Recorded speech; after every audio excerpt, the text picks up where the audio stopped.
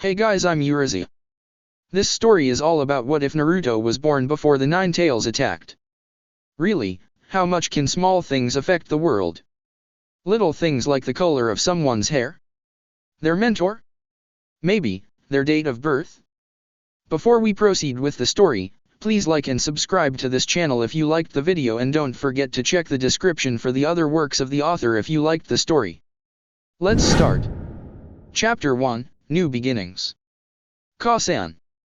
Kushina looked up quizzically from the dishes she was cleaning, looking around her for the source of the call. Ka-san.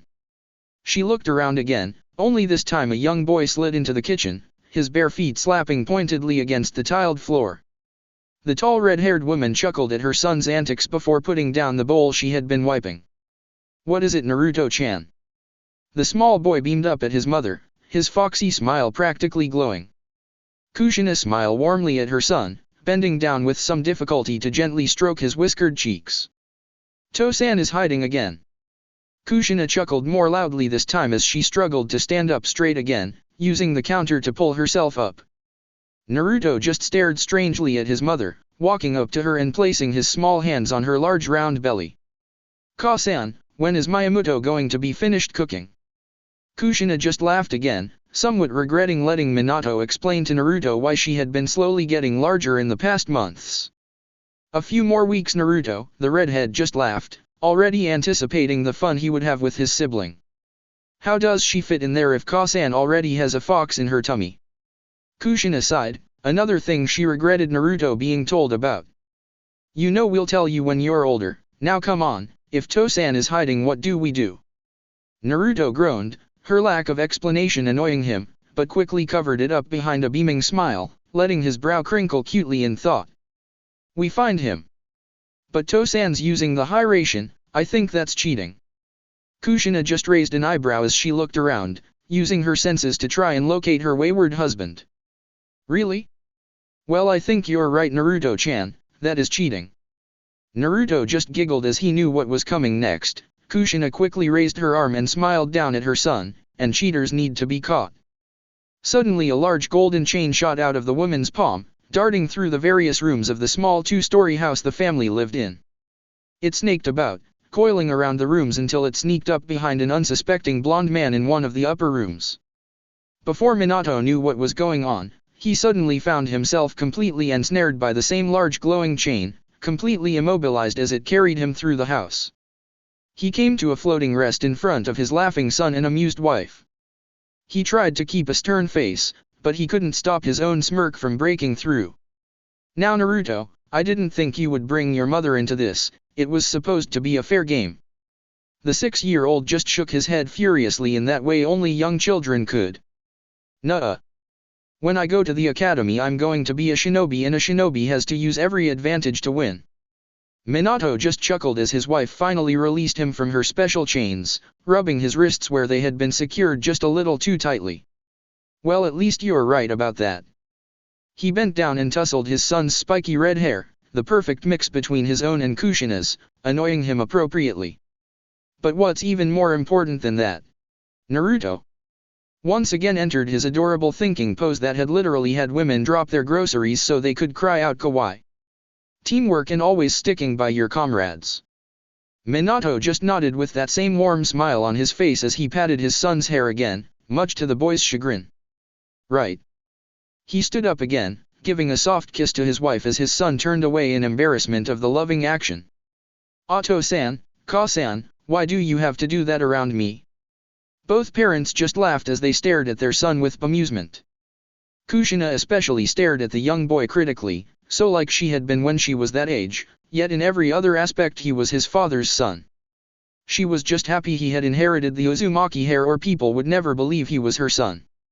Now Naruto-chan, one day you'll find a girl you like and you'll be doing the exact same things with her. She bent down again, this time helped by her husband as she wrapped up her son in a hug. Then you can have your own family. Naruto just nodded warily, his mother was always stressing the importance of family. Yeah, I just wish you didn't have to do all the yucky stuff in between. Minato laughed at that as he helped Kushina up onto her feet again, enjoying his son's naivete and innocence. Ah, but Naruto, that's the best part. To prove the point, he quickly captured Kushina's lips in another searing kiss, once again to Naruto's embarrassment and annoyance. He blushed and ran out of the room, yelling annoyances and various amusing things that only made the two adults chuckle. Minato turned back to his wife, or more specifically the lump now very prominently emerging from her shirt. "And how are my girls today?" Kushina just sighed as she leaned back on the counter, cupping her hands under her cumbersome bump. "Very tired, although little Sukuru seems as restless as ever. I swear she's going to be worse than Naruto." Minato nearly blanched at that but recovered well. It wouldn't do for a Hokage to panic over a little thing like childbirth, again. "Just a few more weeks, Kushi-chan." The woman just sighed and nodded as she returned to wiping up the bowl she had been working on. At least this time she knew what to expect, as opposed to during Naruto's birth when she had practically assaulted her friend Mikoto for answers. Right, Mina-kun, then we get to watch Naruto in his first days at the academy." The blonde smiled as he began walking out of the room. "Hey, where are you going?" Minato just chuckled as he went searching for his elusive son. "I'm going to go and train Naruto some more. It won't do for a Namikaze or an Uzumaki to be left behind in the academy."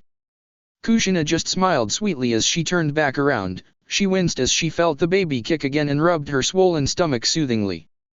"Just a few more weeks, Sukuru, just a few more weeks." 18 days later. Naruto stood in the middle of a clearing, a blindfold over his eyes as he held a single kunai by its handle. Minato watched him with a smirk as he slowly walked around his son, barely making a whisper with his feet. 6 kunai were scattered around the edge of the clearing, each bearing the same 3-pronged design and the same sealing formula on the handle. "Alright Naruto, you have to listen really carefully. Feel for the slightest disturbance, your reflexes will do the rest." The blindfolded boy just nodded as the muscles in his arms tensed in anticipation. He waited until he felt his father leave the clearing, noting how the wind died down completely. He was left with an eerie calm, his ears twitching ever so slightly as he listened out for even the most minuscule changes in the environment, sorting out the animals from the more unnatural sounds. Finally, Naruto spun on one foot, pivoting at the same moment he flicked out his kunai, letting it sail perfectly straight towards what he'd hoped was his target. He lifted up a corner of his blindfold to look at his father, holding the kunai he had thrown. With wide eyes he stared, realizing it was a few inches from his father's throat. His father coughed as he pulled the blade away, blinking slightly at his son's unerring accuracy. It was on par with an Uchiha. "That was good Naruto, I think you have, listening to your environment, down."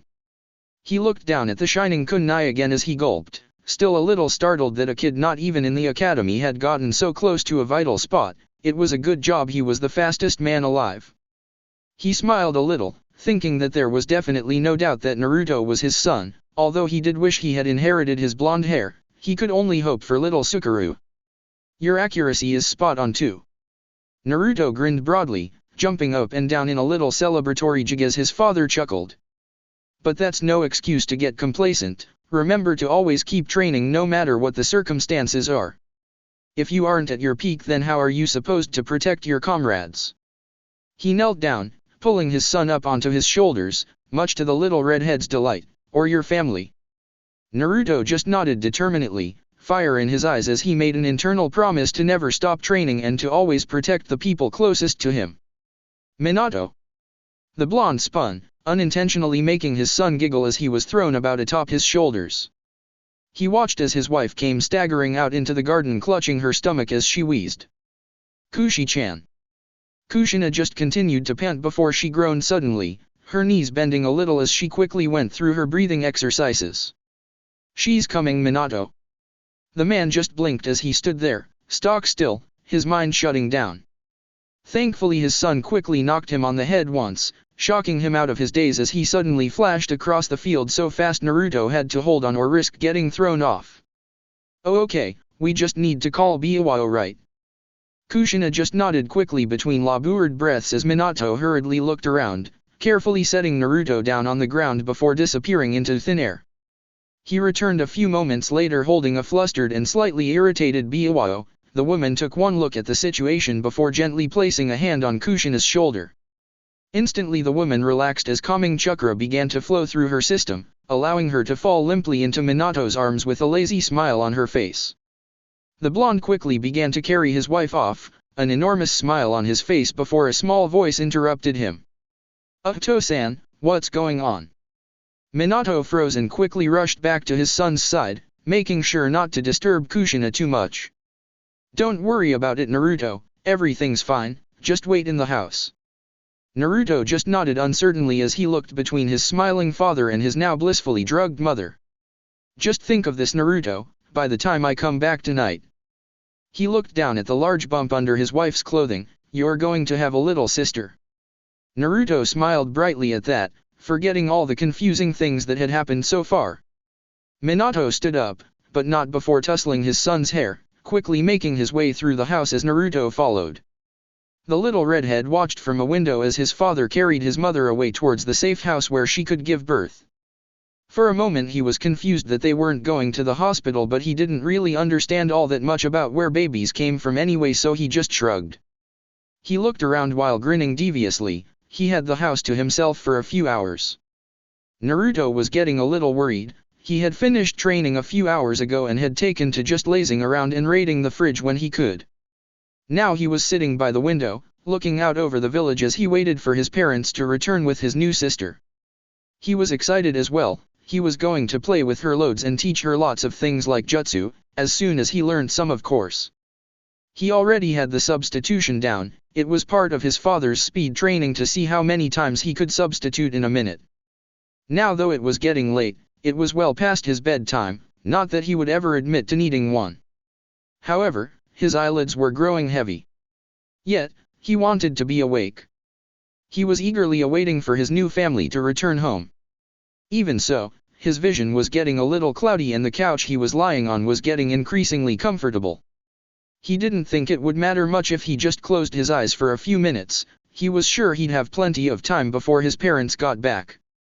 And then it happened. He suddenly jolted up on the couch, his eyes darting back and forth in panic as he listened to the sounds of screaming and destruction. Skin prickling, heart racing, he rushed to the window, only to see a sight that belonged in his childish nightmares. The village was burning. Plumes of fire towered to the sky, dwarfing familiar homes, thick black smoke smothering the thunderous clouds. Buildings lay in ruins, getting worse towards the edge of the village. And then he saw it. The enormous fox. Its warped form growling madly near the center of the village, its 9 long tails thrashing and snapping out behind it, flattening buildings with single sweeps. For a moment, when time seemed to come to a halt, Naruto could have sworn the enormous creature looked straight into his eyes. The boy stumbled backwards from the window, the fox continuing to destroy more of the village. Naruto turned from the window even as screams echoed, his hands clamping over his ears. He was alone. Where were his parents? He ran upstairs, his legs burning, his body shaking.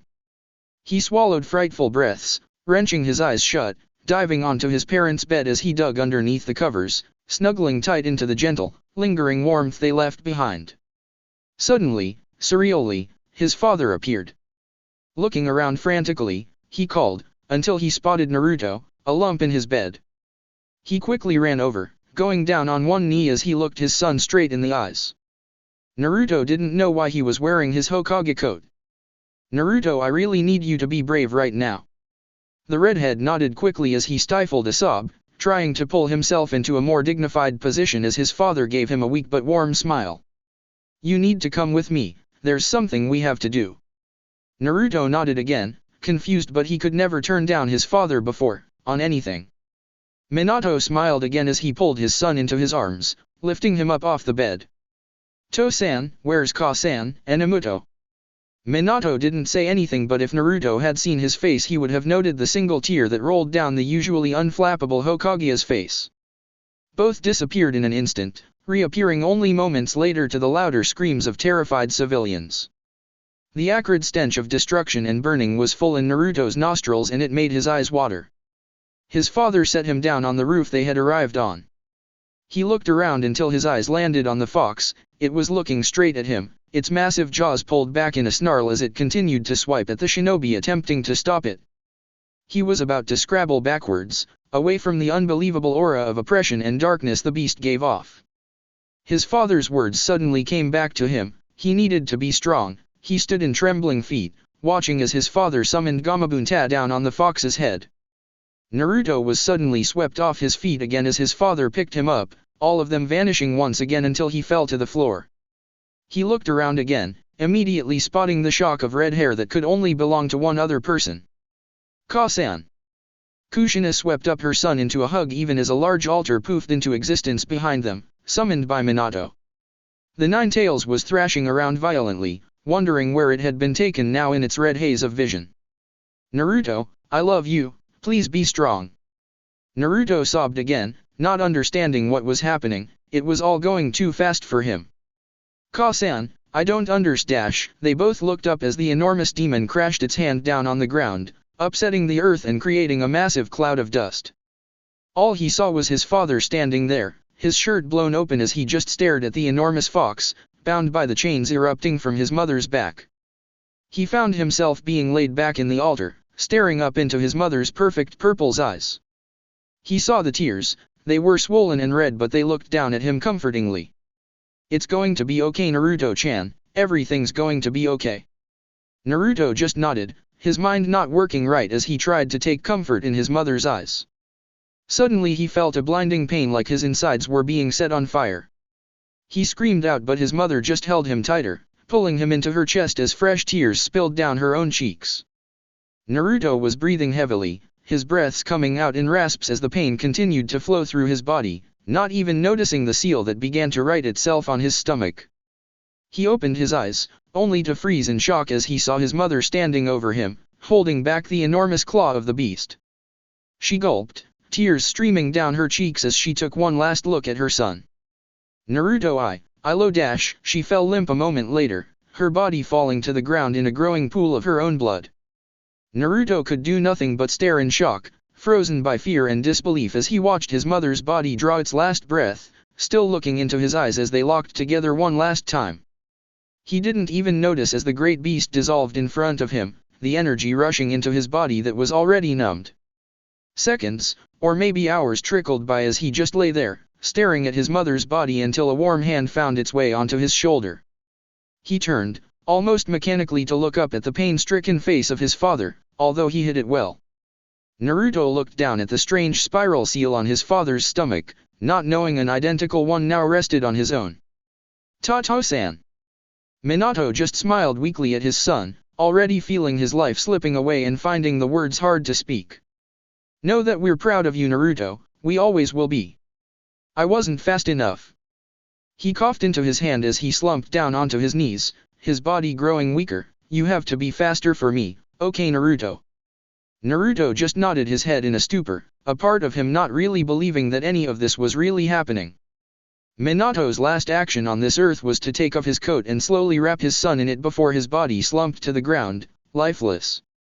That was the scene Hiruzen finally emerged at, seeing the dead Hokage and his wife surrounding their shivering son who could do nothing but stare at the bodies of his lifeless parents. Hiruzen sighed sadly, knowing beforehand that this was a possibility as he made his way over to the shivering boy gently. He carefully picked Naruto up, sighing again as the small redhead just fell unconscious in his arms, everything finally catching up to him. The old Hokage stared down at the legacy of what was supposed to be his successor, a single tear in the corner of his eyes as he looked back at two of his dear friends. He had already lost so much tonight, his wife, his friends, but Naruto, he had lost everything. He walked away from the clearing, allowing the Umbu to do their jobs and quickly recover the fourth and Kushina's bodies. The village would require him to be strong right now, Naruto would need him to be strong. Rain pounded down on the ground relentlessly, but Naruto could barely feel it. His body was completely raw and numb as he stood there, staring down at the simple black memorial stone. The service wasn't long, but it was powerful. Everybody had gone by now. He was left alone, staring down at the three names inscribed in the stone, seeing his own face in the polished rock. He wasn't sure how long it was he was standing there before the Hokage finally put his hand down on his shoulder, but based on how soaked his clothes were, it was at least 10 minutes. Come now, Naruto, you'll catch a cold if you stay out much longer. Naruto didn't reply, he didn't even move, his eyes just kept running across the same three names over and over. Hiruzen just sighed as he kept his hand on the boy's shoulders, knowing what he was going through. It would take time, but Naruto would recover. He would grow strong again and strive to make his parents proud. You should go home, Naruto. The academy starts tomorrow. Your parents would have wanted you to go. Naruto just nodded lamely as he walked off, not even glancing back at the formerly retired Hokage. He trudged off through the pouring rain, his mind and body completely numb to everything around it. Even now his mind was stuck, reeling through those names, the names on that simple black memorial that would haunt his dreams. He walked through the streets, skirting around a large crater without really looking. His body was mostly working on instinct today, just going through the motions as he lamely made his way through the village to the academy.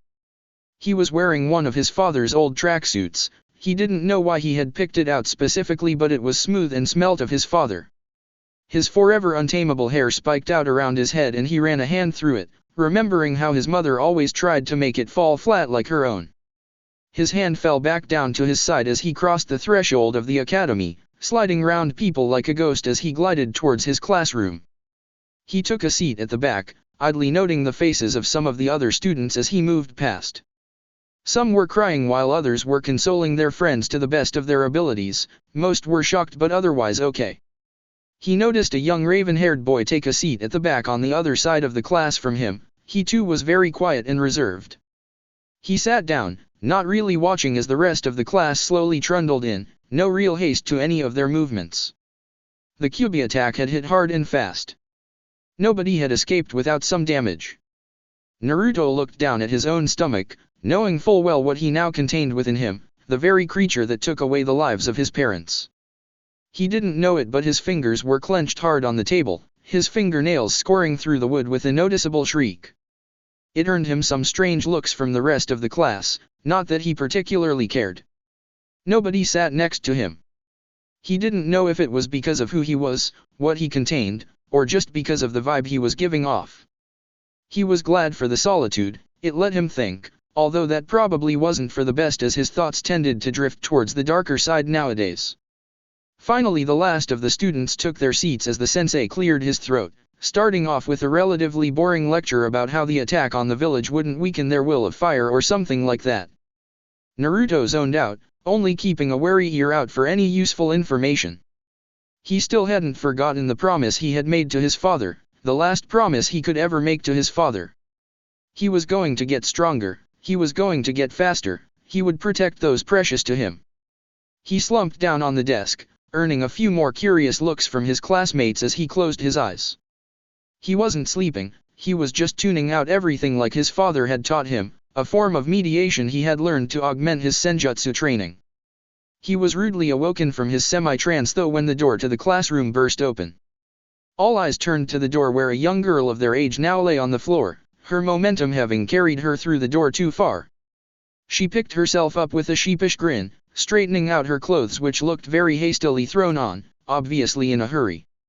Naruto only took a moment to look over her interesting purple hair and disheveled black shirt that looked way too big for her before slumping back down on the desk. He didn't realize that the seat next to his was the last available until the girl promptly sat down next to him, giving him a confused look before turning back to face the teacher. Within 5 minutes the girl was laid back on her chair, her tongue lolling out of her mouth as her eyes rolled back up into her head. Naruto had to look around, out of bemusement if nothing else, to see the overtly exaggerated display of boredom before returning to his comfortable position on his arms. He was listening to the lecture carefully, filing it all away in his mind if it proved useful, but it was becoming increasingly difficult with the girl next to him snoring in a loud and obnoxious manner. He tried to ignore it, but he found himself constantly looking up from his desk only to see the girl crack an eye open and smirk at him before returning to her annoying snores. She was hastily brought out of her fake sleep when the teacher threw his eraser clean across the room, slamming the girl right in the forehead. She tumbled back off her chair to painfully smack her head against the back wall, rubbing it painfully as she glared at the teacher. What was that for? The teacher's eye just twitched violently as he held up the clipboard higher so that she could see it. Anko Mitarashi. She just glared even harder at him. Yes, Sensei. The Chunin just glared at the girl a little longer, already knowing she would be a pain to teach. He sighed and looked down at the clipboard, his eyes opening a little wider as he read the next name. Naruto Namikaze. There were a few murmurs that spread around the room at the name before Naruto stood up, nodding his head to the teacher who nodded back respectfully. Naruto just sat back down, sighing and hoping that all his teachers wouldn't be like that. He wanted to learn, not get pampered. Anko sat back down in her chair, looking around the room at all the kids whispering while rubbing her sore head. She looked at Naruto, noting that he hadn't curled up in his little desk ball like before.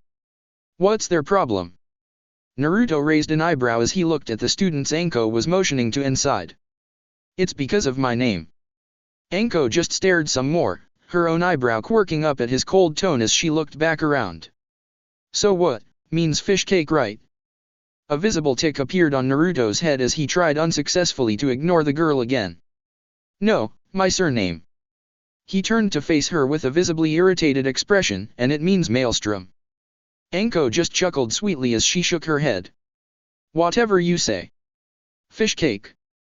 Naruto's eye twitched again as he blotted her out completely, returning to staring at his desk and listening solely to the lecture. So what's up with Namikaze? Anko turned but found Naruto to be ignoring her. It irked her a little, so she in turn turned and ignored him. She tried to think why Namikaze sounded so familiar, but it wouldn't come to her. She didn't really talk to kids her own age much, so wasn't well informed.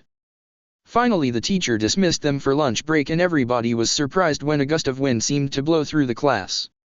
When everybody looked back around, Naruto was gone, vanished in a red blur. Anko just blinked as she stared at the seat next to her, amazed by his speed. Another cog in her head refused to click as she tried to match the name Namikaze with unbelievable speed. In the end, she just shrugged and filtered out of the room with the rest of the class, making sure to send a dirty look the teacher's way. As soon as she was outside, she looked around for the elusive and speedy redhead, her eyes narrowing when she couldn't spot him. She hadn't got all that much sleep last night, so when she spotted a nice, unoccupied spot of grass, she happily flopped down on it, staring up at the birds flying across the bright blue sky. She blinked in amazement when she spotted just the boy she had been looking for, walking straight up the side of the academy towards the roof. Her body turned to stone, staring blankly at the impossible sight, wondering if she had hit her head harder than she had thought before. Was it something she ate? She picked herself up and rushed back into the building, taking the stairs up 3 at a time as she raced to the roof. When she finally burst out of the door, she saw Naruto sitting with his legs dangling over the edge of the roof, a small bento on his lap as he stared out over the gathered kids. Anko walked up behind him, trying to be stealthy as she carefully placed one foot after the other. If you're trying to sneak up on me, you aren't doing a very good job. Anko mentally cursed, then paused, asking herself why she cared what he thought. Wasn't trying to. Naruto just turned with a disinterested look on his face as he took her in again. Then what were you trying to do? Anko froze, unsure of what to say. For some reason she didn't want to say she had been looking for him for the sake of it. How did you walk up the building? Naruto glanced at her once before looking back out over the academy grounds. With chakra. He said it like it was the most obvious thing in the world, yet his voice held no arrogance, just a sort of tiredness. Could you teach me? Anko wasn't even sure where that had come from, it was almost on instinct. Naruto seemed to sense her incredulity as he turned again, looking at her with critical eyes. Why? I'm sure one of our sensei will teach it to us eventually. Anko just grinned as she walked over, sitting herself down next to the strange redhead she suddenly found so fascinating. Yeah, but if I can learn it now, then why not learn it now? Naruto hummed as he looked at her again. It sounded exactly like something his mother might say. It was ever so slightly petulant but playful at the same time, like she already knew she had won the argument. I guess. I don't see why not. Anko grinned broadly, a bright smile that managed to ease some of the cold that had settled in Naruto's heart since his parents' deaths. For the first time in a week, the edges of Naruto's mouth managed to curl up ever so slightly into a ghost of a smile. Chapter 2, New Friends. Naruto almost couldn't believe he was doing this. He was sitting on a tree branch that overlooked a small clearing, silently staring. Anko was tumbling down the tree or blasting herself off it, chips of bark flying as she careened into the dirt below. Naruto remembered his own training to do just this a few months ago with his mother and dropped from the branch into a crouch before standing up and walking over. You're still putting too much chakra into it, he droned. Anko just huffed from her position lying on the floor. From here she could look straight up into Naruto's long face. She once again noted that his voice held no condescension or arrogance, he was just stating a fact. It was a little infuriating because it meant she couldn't criticize him, although that didn't stop her from trying. Her cheeks puffed. What's your point? She grumbled. Naruto raised an eyebrow but his eyes showed no amusement at the statement. The purple-haired girl who just couldn't understand him, glared, his stony tone bothering her. Naruto sighed again as he looked between her and the tree. The way his father taught him wasn't going to work here. He offered out a hand and to his surprise, Anko took it, still out of breath from all her previous attempts. He pulled her up, the girl standing with a grunt. There was a brief pause as Naruto dwelled on his thoughts. Lie down next to the tree, he instructed. Anko looked at him questioningly, wondering why he had suddenly changed his method of teaching. Finally admitting you were wrong, she glowered. Naruto just gazed at her emotionlessly, making the girl take half a step back, her open palms rising up in placation. No, it's just people learn differently. It's obvious that the way my father taught me isn't going to work for you. Anko's lips came firmly together, slurring into a frown at that. She complied begrudgingly, lying down with her feet against the trunk. Now what? Naruto just motioned to the tree, staring at her with a slackened expression. Now apply an even layer of chakra to the soles of your feet and begin to take small steps upwards. If you feel yourself slipping, just adjust your control and try again. Anko nodded as her tongue suddenly emerged from her mouth. Naruto had noticed she did that whenever she was concentrating really hard. It was certainly different to her attitude in class. Anko began to slowly walk up the tree, using her hands to support herself on the ground until she felt confident enough to let go. She felt her grip loosening and quickly applied more chakra, only to have put too much in, forcing her to brace her hands to stay on. In a second though she got the right mix and held it as best she could, a small smile spreading over her features as she hesitantly took her hands off the ground. Hey fish cake, I'm doing it. Naruto twitched at the nickname but stayed quiet all the same, watching her as she slowly took one step, then another. He could see she was visibly straining her core muscles in order to stay horizontal, but some additional training and general growth would fix that. So speaking of your dad, don't you have to get back home or something? Anko blinked when she didn't get a reply. Looking around she saw that Naruto had vanished. Hey Naruto! She suddenly lost her grip on the tree and fell a good 3 feet to land squarely on her back with a small gasp. She got up unsteadily with a groan and looked around the clearing. Sure enough, Naruto had gone. The girl just blinked as she glanced around, now suddenly alone in the training ground. Something I said. The next day Naruto was one of the first into class again. He sat down in the same spot again and quietly waited for the rest of the students to arrive. This time though he had a small scroll laid out on his desk and every so often he would make a note of something. He continued to get strange looks from his young classmates, at least the ones who bothered to look his way anyway. To anyone else it simply looked like he was doing homework, even though they hadn't been assigned any. He also noticed he wasn't the only one wrapped up in individual study. The same black-haired pale-faced boy he had noticed yesterday was calmly reading through a scroll at the same desk. Naruto ignored him for now, just like he did everybody else. Except until Anko burst into the room, barely on time for class. It was hard not to pay attention to her. Somehow, she managed to look even more tired and disheveled than yesterday. She was wearing the exact same shirt. He was positive of that. She hadn't actually changed clothes since yesterday, familiar grass stains all over the back of it. Granted, he was wearing the same tracksuit as before, or at least of the same style. It turned out his father had a lot of them in his wardrobe. He shut his eyes for a moment. Going through his parents' room had brought up a lot of memories for him. He had broken down, crying for all of last night, for the first time since their deaths, the gripping visions vividly haunting his senses. He felt refreshed today though, a lot better than he had before. He supposed he just needed to let out some emotions he didn't even know he had kept bottled up. He opened his eyes only to see Anko sitting next to him again, grinning happily as she stuck her tongue out at him. I did it. Naruto raised an eyebrow while at the same time taking in Anko's appearance again. This close he could in fact confirm she had not changed her clothes since yesterday. She stunk of the forest and damp earth. Did what? Anko just blinked at him before sticking her tongue out childishly. The action was so unbefitting of somebody wanting to become a shinobi that Naruto nearly smiled at it. I walked up the tree, she declared.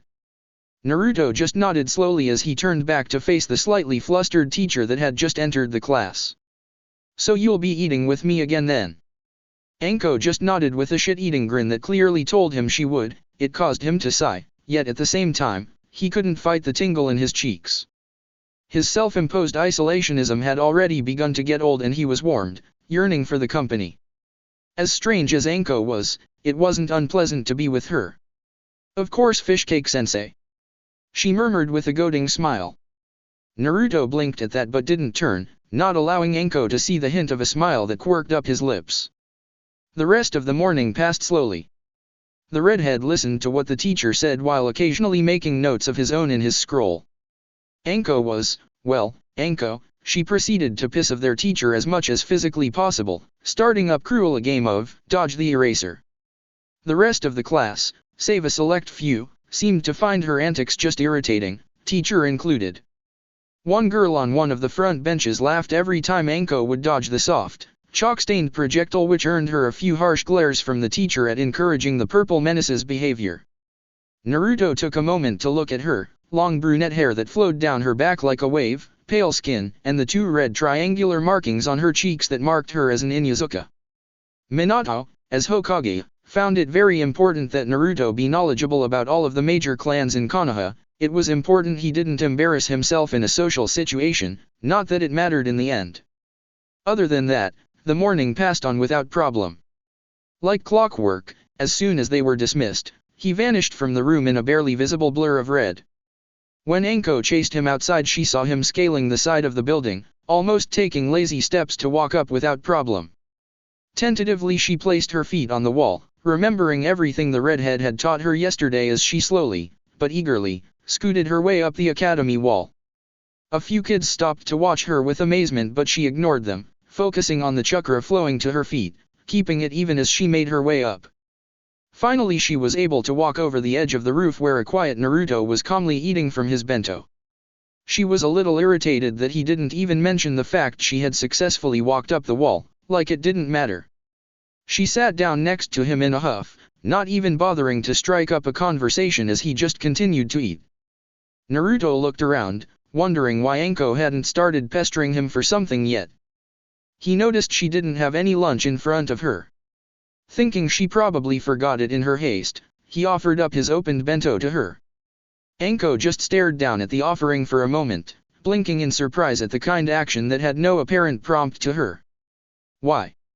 Naruto gazed at her with inquisitive purple eyes. He was just doing what he thought was right. His mother had always stressed the importance of equality while his father had always imposed the importance of working together. I have food and you don't. It just seems like the right thing to do. Anko stared at him a moment longer before picking up one of the rice balls. She raised it to her lips but paused before she bit in. Naruto just looked at her with the smallest of smirks. What? It's not poisoned or anything. Anko frowned and bit onto the rice ball, smiling as she enjoyed its home-cooked taste. She finished it quickly, much to Naruto's mutual shock and mild amusement before licking her fingers clean. Thanks for that. She mumbled. Naruto just nodded as he returned to his own meal. No problem. The roof quickly returned to some semblance of silence. Why are you being nice to me when all I do is bug you? Naruto looked around. They had managed to stay quiet for almost 5 minutes before Anko finally spoke up again. What do you mean? Like I said, it's just what I think. Anko looked at him sternly, the look unbecoming, his red brows raising nervously in confusion at her. I mean, why do you even let me hang out with you? Why bother training me? I'm sure you had family to go home to yesterday. Wouldn't they be worried if you stayed out just because of me? Naruto went very quiet as he turned away from Anko, staring out over at the kids talking and playing or eating lunch down on the ground. My parents died in the Kyubi attack. Anko went quiet as well, her mouth opening and closing rapidly without really knowing what to say. Her lips fumbled. "I'm sore," but Naruto raised a hand, waving off her apology quickly. "Don't bother, it gets really sickening after a while. Having everybody's pity." He trailed off. "You didn't know. So don't worry about it." He chuckled, a relatively humorless laugh, but it was better than anything else he had managed in the last few days. If he had been looking at himself then he would have been amazed that he could even manage a laugh at this point. "I don't know, having you around just makes it less lonely, I guess." He laughed dryly again as he turned, his hand rubbing the back of his head as he offered the first genuine smile Anko had seen so far, even if it was only small. "I guess that sounds pretty," said he. Anko quickly shook her head, not wanting to upset Naruto any more than she already might have. He laughed again as he settled back on the roof, looking up at the sky with clearer eyes than he had for a while. He felt a tiny bit of that weight that settled over his chest lighten as he looked up. "You managed to fill a silence pretty well." Anko smiled at that, until she got the hidden message and promptly punched Naruto in the arm. "Ow." He said it fairly flatly, not having actually felt the punch compared to what his mother would dish out when he got especially cheeky. Anko just smiled that sickly sweet smile she could do, the one that looked innocent enough but was clearly a sign of her growing irritation. Naruto laughed it off, suddenly something he could do with relative ease again. "Thanks for that." Anko turned, looking at the redhead curiously with a cocked brow. "For punching you?" Naruto nodded with the barest hints of a smile as he returned his gaze to the ground. "Yeah, people have been treating me like glass ever since Ka-san and To-san died. I'm sick of it. At least you don't tiptoe around everything like I might break or something." He turned, his smile growing ever so slightly. "It's refreshing." Anko nodded stiffly, looking down at her heads in thought, maintaining a neutral quirk in her lips, which Naruto didn't seem to mind at all. "Anytime." Naruto chuckled emptily again as he straightened up, feeling a lot better, at least until he caught somebody on the periphery of his senses. "It's rude to eavesdrop on people you know." Anko just looked around curiously, wondering who Naruto was talking to. It was answered when a tall black-haired boy dropped down behind them, gazing at them almost as dispassionately as Naruto. "Apologies, I didn't mean to intrude on anything." Naruto turned, noting that it was the same boy he kept noticing in the classroom, probably an Uchiha by his sharp eyes and even sharper hair. "Hey, it's a free roof." The boy just smirked briefly as he sat down on the opposite side of Naruto to Anko. "So it is.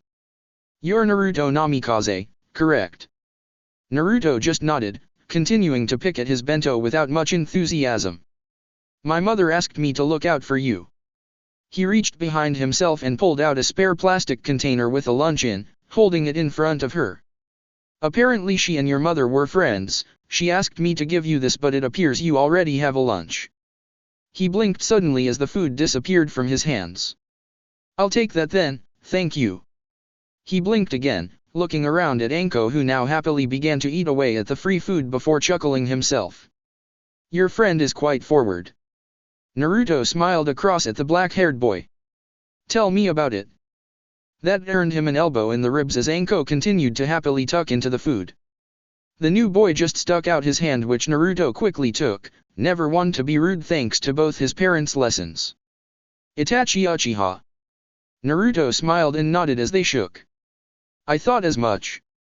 Itachi just nodded as he began to eat his own food, making Naruto curious as to why he wasn't eating with his own friends. He shrugged it off though, as Itachi leaned back, this time with his attention on Anko. "I saw you scale the building, quite impressive.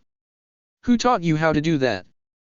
Anko grinned cheekily as she wrapped an arm around Naruto's shoulder, an action he didn't mind in the slightest, smirking. "Fishcake Sensei, of course." The nickname, on the other hand, he could live without. He blanched. Itachi just smirked amusedly at the pair, chuckling to himself as he ate the rest of his meal quickly.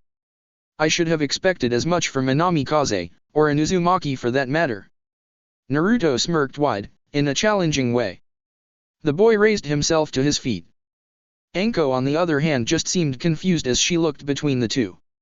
"Am I missing something? What's so special about the name Namikaze?" Itachi's flat expression morphed into one of disbelief. His brows raised high, wandering thoughts lingering on how she didn't seem to know the most obvious things. Then again, the Uchiha had always impressed the importance of knowing everybody who they deemed mattered in the village. Well, for one, they were a founding clan of the village, and secondly, it was the family name of our late fourth Hokage.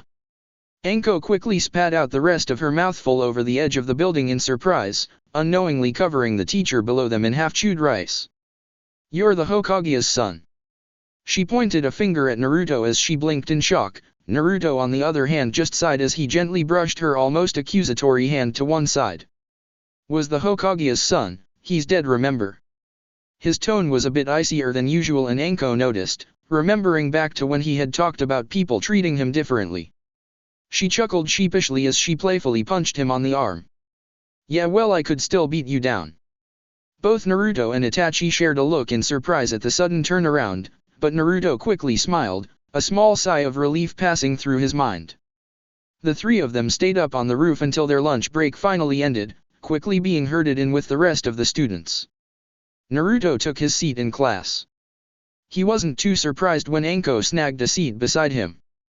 He did pause dramatically when Itachi took the other adjacent seat. He blinked in mild surprise, wondering when he started attracting people like a magnet. Class dragged on for another hour until the teacher finally stood up, smiling for once. "Right. We're going to go out into the training field and have brief spars just to get an idea of where you're all at. That way we know what you need improvement on or we need to focus on more. We'll have sessions like these once a month until your full taijutsu lessons come into play next year. Of course, any students who have personal taijutsu styles from family or clans, and self-taught styles too, are fully welcome to use those times to study or practice." One kid on the second row put up his hand a little angrily. "Hey, how is that fair that they get special taijutsu styles and the rest of us just get the academy-taught one?" The teacher raised an eyebrow at this, clearly irritated by the question. "There is a reason we teach this style of taijutsu at the academy. It is flexible. Many of the jonin you will see out in the village use the very style we teach here, tweaked of course to better suit their skills. However, if you must know, one of the most powerful and highly praised taijutsu styles to come out of Konoha, the Goken, was created by a student no older than yourself, self-taught from scrolls in the library. You are more than welcome to try and replicate the feat if you are so inclined." The student quickly sat back down, now a little embarrassed as evidenced by his red face. "All right, now if we all will come outside." All the students in the class suddenly braced for the sudden gust of wind they were expecting as Naruto exited the class. However, all looked around in bated breath to see him sitting still with his arms crossed over his chest. "What?" Everybody blinked simultaneously, some sharing a laugh. It was an amusing sight when they were all staring at the same boy. Naruto just followed along quietly as the class filed out of the building into the small training ground out the back of the academy. He sat on the farthest side of the bleachers, barely paying attention as various kids were called up to spar against one another.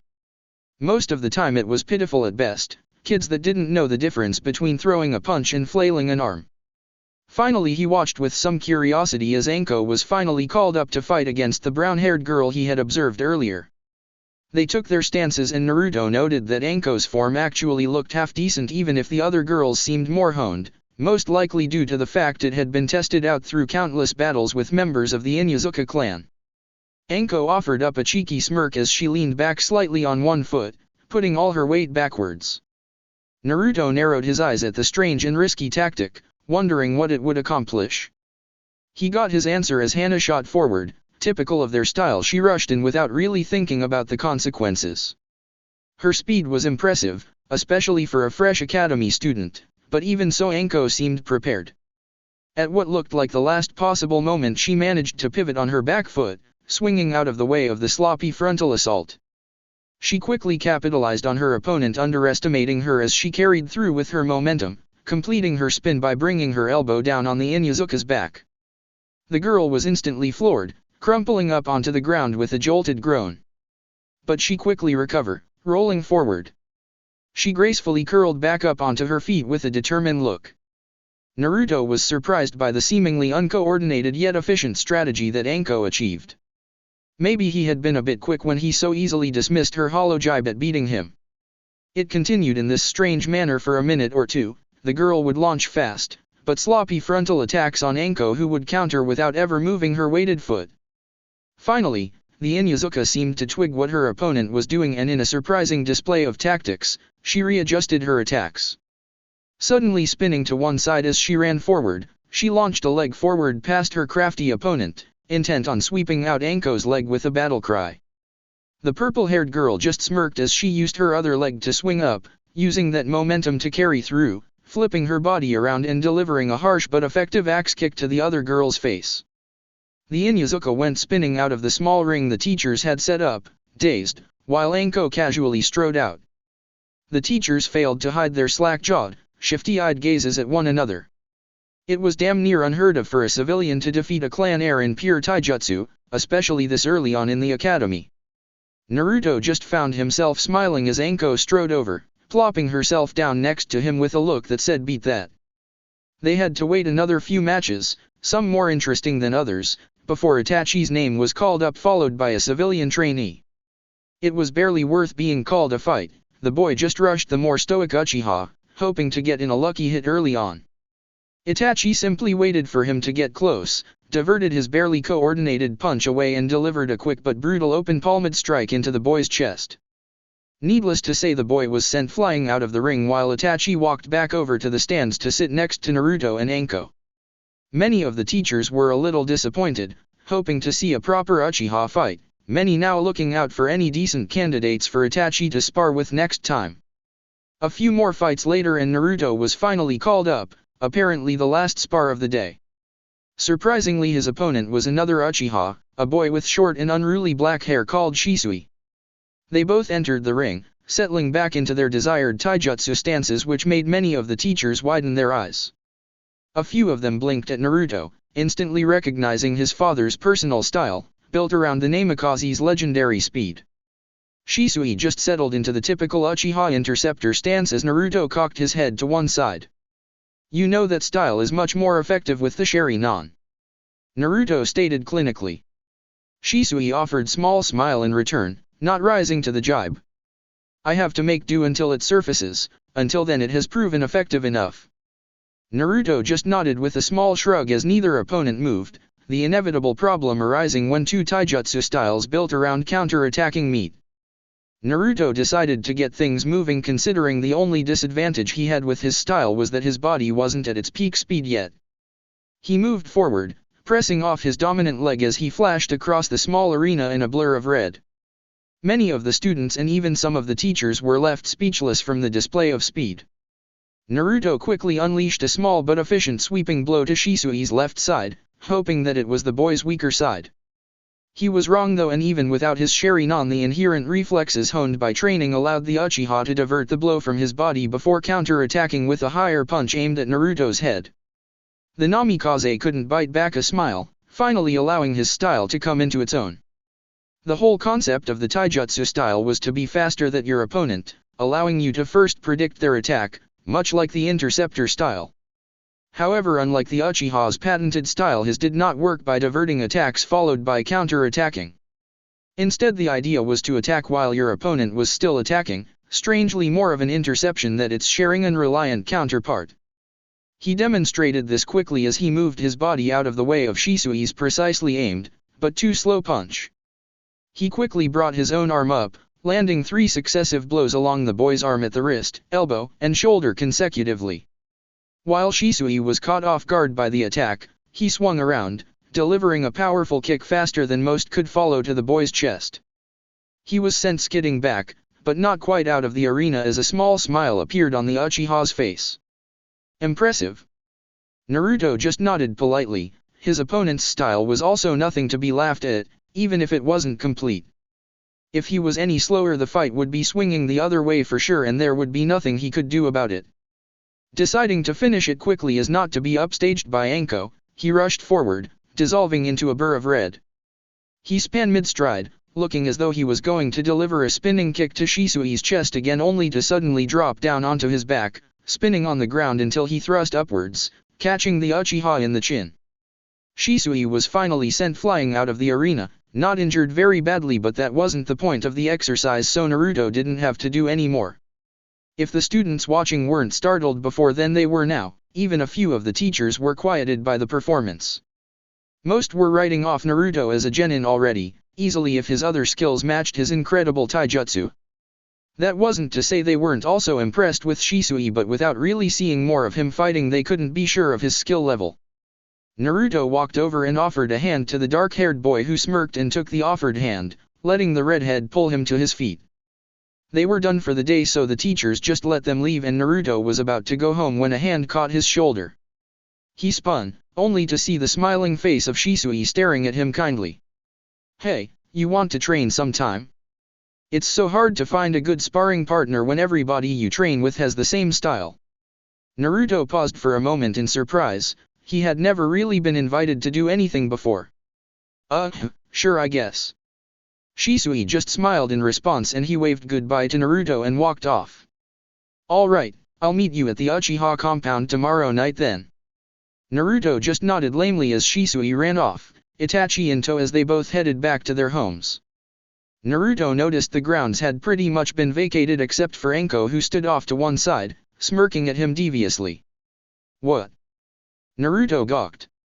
Anko just shrugged innocently, her face turning into a mask of barely hidden amusement. "Nothing, just noticing for somebody so cold you seem to be attracting a lot of friends."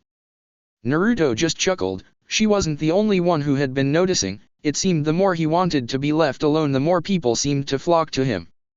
"I'm not that cold, am I?" Anko just chuckled as she moved closer, mischief glimmering in her eyes. "Of course not. Anyway, what's on tonight's agenda, Fishcake-sensei?" she whispered conspiratorially. Naruto grimaced at the still irritating nickname before his own curious look graced his features. "And who do say you needs training? I saw you fight that Inyazuka, you've obviously been trained by somebody." Anko raised an eyebrow at the implication as she crossed her arm over her currently non-existent chest. "And what if it's all self-taught?" There was a chuckle from Naruto, genuinely this time. "Then I think I should be the one asking for training." Anko just snorted, her harsh attitude melting as quickly as it had formed as she uncrossed her arms again. "As if you have all those fancy family moves." Naruto just shrugged, neither agreeing nor disagreeing completely, as he began to walk off in the direction of his home. "Oh, are you going home already?" Naruto turned with a slightly bemused expression. Yeah. Why?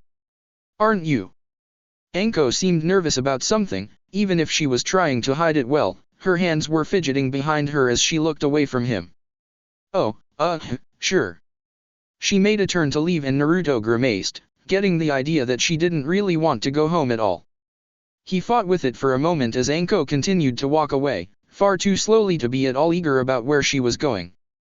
"Hey Anko, do you want to go and get something to eat or something?" Anko spun on a heel, obvious surprise on her face as she looked at Naruto, taking in his slightly concerned expression. Okay." She quickly hurried back over, but for good measure punched him in the arm lightly. "If you insist, I mean geez." Naruto chuckled, but it didn't stop his eyes from furrowing into a frown as he led Anko away from the academy. She would talk about inane things as they walked, but even so he still caught the signs of nervousness that slowly eased the more they talked. Chapter 3, New Arrangements. Anko was surprised when Naruto, instead of taking her towards the village, began leading her towards the clan districts. She was doubly surprised when he finally led her to a small, but quaint two-story home, hidden next to the Nara clan estate. Naruto just smiled at her as he unlocked the door, leading her through as she looked around in trepidation. Naruto caught her nervousness again and just patted her on the shoulder before moving through the house towards the kitchen. "You wanted to eat, right?" Anko just nodded with a small frown as she took after the redhead, suddenly very curious about where he lived. "Yeah, but I thought you meant a restaurant or something." She heard Naruto snort from the kitchen and quickly walked through the door to already see him put a large pot on for boil. "Why would I take you to a restaurant when I make the best ramen ever?" Anko snickered at that, some of the tension easing from the air with the small boast. "Isn't that a bit presumptuous?" Naruto turned around, blinking at the long word for a moment. His smile returned slowly, thinking he understood it. "Ka-san taught me the recipe and hers was the best ramen ever, so naturally mine will be too." He said it as though it should be obvious. In a weird way, The slightly twisted logic made sense to Anko's young mind. Naruto left the water on to boil as he sat down at the kitchen table, struggling just a bit to get onto the tall chair. She sounded awesome. Naruto nodded with a sad smile as he looked down at the table, noting some of the stains that littered the wood. He couldn't remember what each was from, but he was sure it was probably a humorous moment when his Kasan found out about it. Yeah. He looked up suddenly, curiosity evident on his young face. You're always talking about my parents, what about yours? I mean, won't they be worried if you don't go home? Anko looked away for a moment, her gaze just catching a photo on a shelf nearby. In it she saw a younger Naruto, maybe 4 years old, on a tall blonde man's shoulders she recognized as the former Hokage. To their left a kindly red-haired woman hugged her husband tightly, smiling at the camera with beautiful purple eyes, the same color as Naruto's. I don't have parents, I never knew them. Naruto looked down sadly, his next question dying on his tongue as he looked across at the melancholic girl sitting next to him. I was raised in the orphanage for as long as I can remember. Naruto looked away, idly checking on the boiling water before turning his attention back. But then why don't you dash? Anko turned suddenly with a hint of anger, not aimed at Naruto though. No, I hate it there. The other kids are mean and bullies. Naruto went quiet again as Anko once again took to staring at the small framed photo, wishing that she could have memories like that. So who taught you how to fight?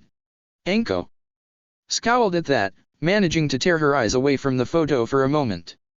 Her eyes softened though when she just saw Naruto's genuinely curious expression, she was still shocked at just how genuine he could be. There was a boy, a few years older than us. He was at the orphanage as well, he was called Aoi. There were some kids picking on me because of my eyes, so he beat them up. Naruto blinked at that, he couldn't see anything wrong with Anko's eyes, they reminded him of chocolate.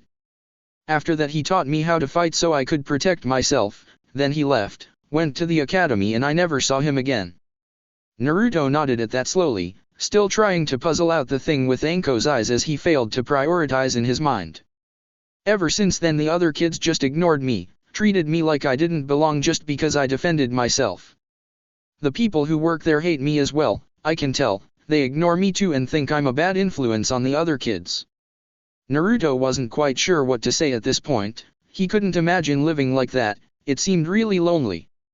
Suddenly his eyes shot open wide and he nearly fell off his chair as he rushed over to the pot on the stove, now boiling over. He quickly adjusted it so it was on simmer before adding in the noodles and various vegetables for flavoring.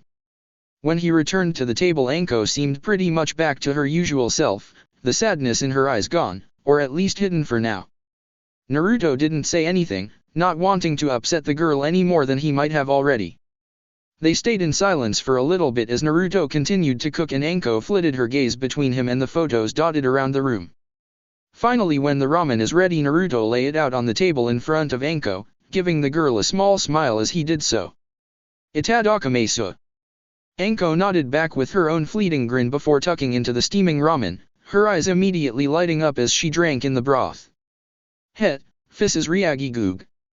Naruto chuckled as she returned to trying to eat the ramen as fast as physically possible, managing to get through it in an impressive time. Wow. If you think this is good, just wait until I take you to Ichiraku's.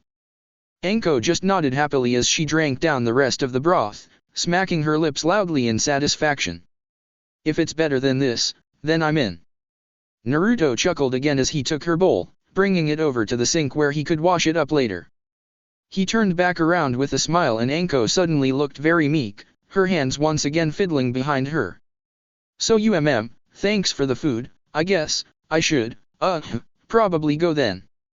Naruto cocked his head to the side ever so slightly as he gazed at her suddenly inverse attitude. He was amazed at how quickly she could go from a bubbly pile of energy to a meek little girl. He just stood there, rubbing the back of his head sheepishly as he looked between her and the door. You don't have to, I mean you could stay here I guess, it's not like I have to ask my parents or anything. He chuckled lightly, blinking afterwards when he realized just what he said. Anko just looked startled, not really expecting anybody to ever be so kind to her. Really? Naruto just nodded without really meaning to, his body just reacting automatically. Yeah. In a flash so quick though his dad was back, Anko was across the room, hugging him tightly with her head over one of his shoulders. Thank you, thank you, thank you. Naruto stared blankly, frozen in the contact, completely unsure of what to do in this situation. Once again though he was reminded that Anko hadn't changed in 2 days as his nose was assaulted by the scent of earth and pine needles, as well as a few other less pleasant scents. But you might want to take a shower. Anko immediately broke away, a huge blush staining her cheeks as she coughed into her hand nervously. Right, sorry.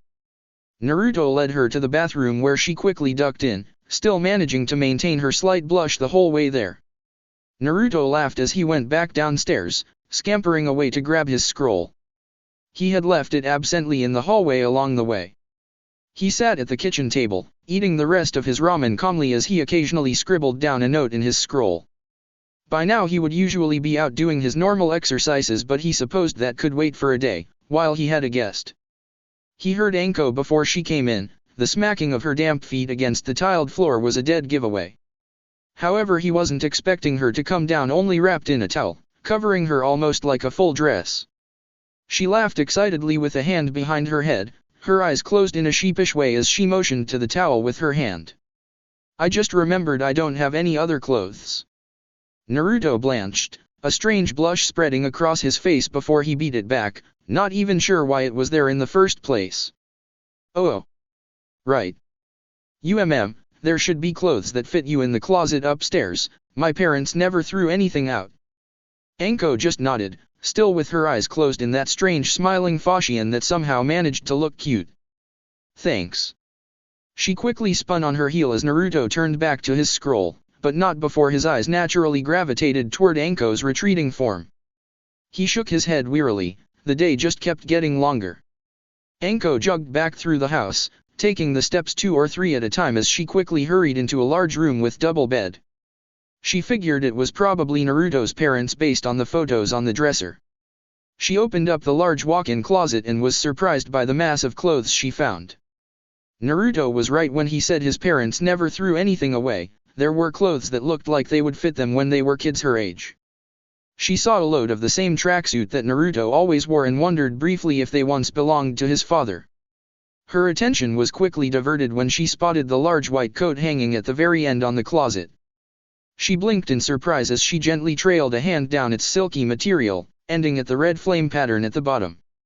The Hokage had visited the orphanage a few times when she had been there, and she had always been captivated by the coat. He always looked so confident, so powerful, it made her wonder if Naruto would be like that someday. She let it fall back onto its hanger as she took in the rest of the wardrobe. It was mostly Jonin outfits, a few flak jackets and some long dresses that had to belong to Naruto's mother. Finally she managed to find a long yellow shirt that acted as a dress as well. It wasn't really Anko's style, but she didn't have anything else. She quickly slipped it on, tying it across with a light gray sash that seemed to go with it. Finally, she looked at herself in the mirror on the door, turning to look at herself fully. She was fairly indifferent to the clothes, but they would do for now, at least until she got her own washed. She rushed back downstairs only to find Naruto in the exact same position as before, casually writing in his scroll. Knowing how good his ears were, she didn't even bother to try and sneak up on him. Instead, she just walked up behind him and peered over his shoulder.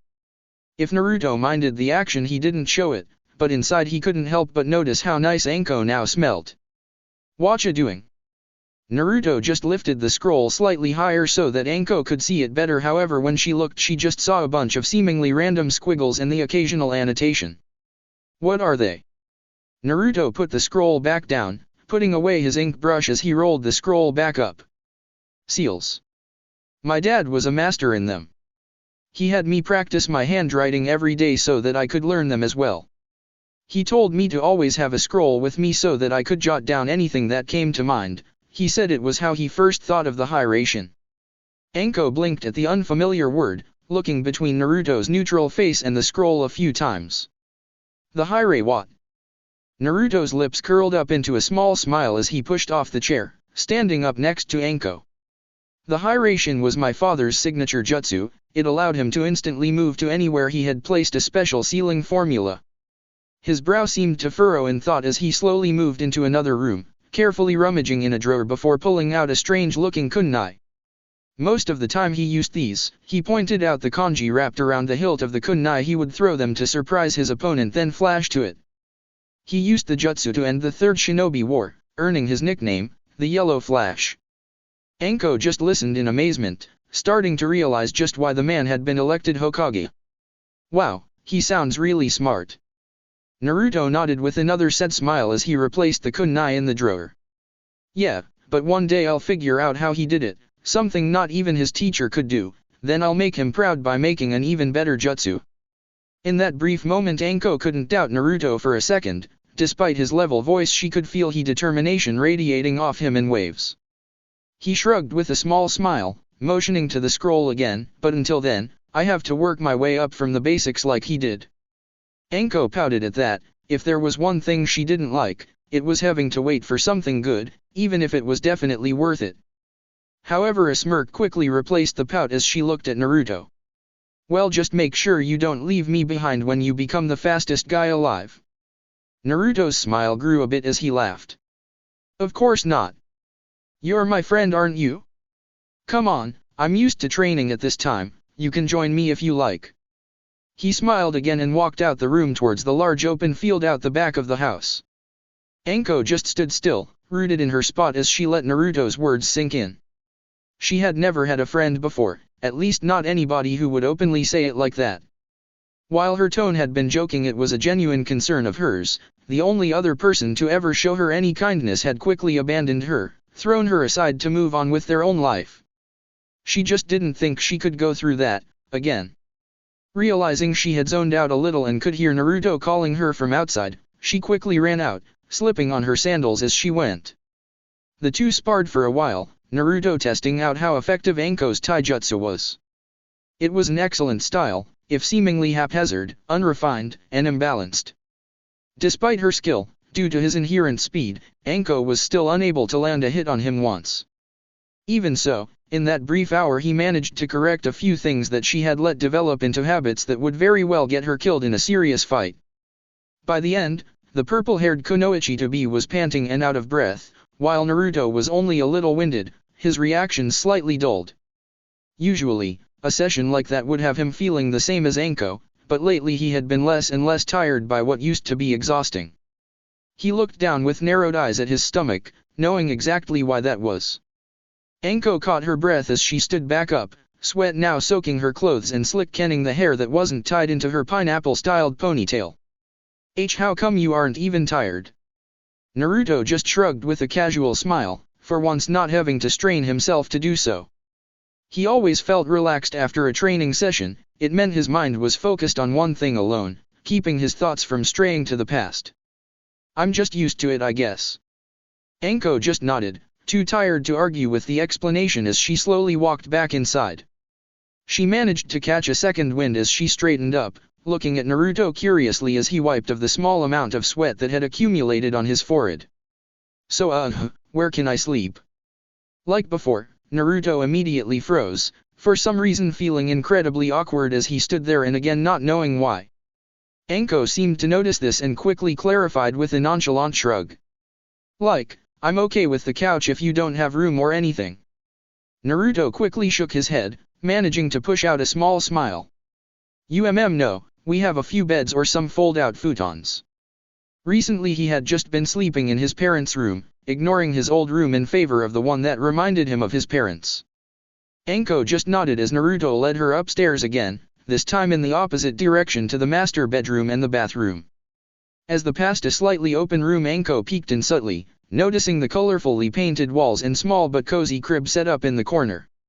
Finally Naruto stopped at the end of the hallway, pushing open a door to a fairly plain, white-painted room with a single bed and a few unused shelves. It was a guest room for the times when his father would personally host a guest from another nation. As such, the bed was suitably comfortable while the entire room maintained a very neutral atmosphere. To Anko though, when she compared it to the slightly dingy room that she shared with two other girls, it was like a small palace. You could sleep here if you want. Anko just nodded lamely before catching herself and smiling her usual bright smile. Thanks. It's perfect. Naruto shrugged, still feeling slightly awkward about all this. He turned to leave and put Anko's clothes in the wash, but she quickly caught his hand before he could go. He turned, not quite sure what to expect. It certainly wasn't to be pulled into a brief but warm hug. He took a shallow breath, struggling to process a vague feeling inside him, once again finding himself in a situation he had no idea how to react to, twice in a day. "Thank you for being my friend." Naruto just nodded mechanically, chuckling nervously, before Anko finally released him, disappearing into her own room with the smallest of blushes across the bridge of her nose. The redhead walked towards the bathroom in a daze, not realizing the smile that had automatically found its way onto his face. The next day found Anko, for once, waking up with a smile in a warm, dry bed to the smell of cooking drifting into her room. She rubbed her eyes, stretching out in the bed as she fought off the last vestiges of sleep, swinging her legs out of bed. To her surprise, she found her clothes neatly folded at the end of her bed, cleaned and dried by Naruto. She paused in surprise before slipping them on, not having felt so clean and warm in a long time. She slipped on her sandals as sleepily made her way downstairs, where she found Naruto calmly eating his breakfast, a bowl of rice and some sashimi, with another place laid out next to him, obviously for her. When he saw her come down, he smiled in her direction before returning to his meal, reading through a scroll rolled out on the table next to his bowl. Anko just hesitantly sat down, once again kind of unsure how to take the small offering of kindness. In the end though, her grumbling stomach won out and she hesitantly but happily tucked into the filling breakfast. When they were both finished, Naruto stood up, grabbing his backpack off a peg in the hallway as he looked around at Anko. Thanks for the clothes and stuff."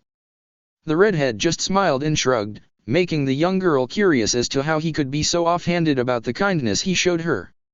"No problem, it's what friends do, right?" Not that either of them knew that, never having had a real person they could properly call a friend before. Naruto honestly didn't mind, having somebody around the house made it feel less empty, and that worked for him. "Come on, we gotta get to the academy." Anko just nodded, glad for the distraction, as she grabbed one of the bentos Naruto had prepared and followed him out of the house. The day passed relatively quickly. A few people believed that was because Anko wasn't trying her hardest to annoy the teacher ceaselessly. In fact, the purple-haired girl was relatively subdued throughout the day, something their sensei was gracious for.